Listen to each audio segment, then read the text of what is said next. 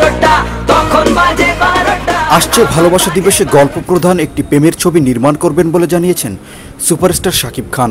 তিনি জানান আগামীতে কোনো গল্পহীন মানের ছবি তিনি আর কখনো করবেন না। আগে বছরে 7 থেকে 8টি ছবি করতেন শাকিব খান।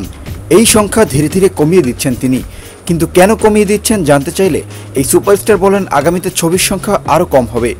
ওই ধরনের ছবি মোটেও করব না যেখানে শুধু কথার বাক থাকে।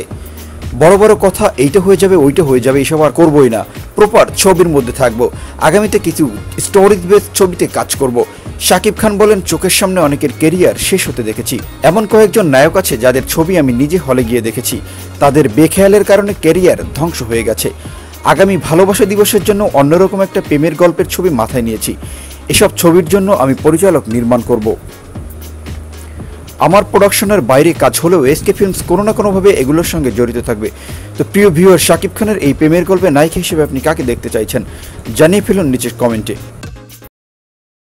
প্রিয় ভিউয়ার, ভিডিওটি ভালো লাগলে বেশি বেশি লাইক, কমেন্ট আর শেয়ার করুন। আর নতুন ভিডিওর আপডেট পেতে চ্যানেলটি এখনই সাবস্ক্রাইব করে রাখুন।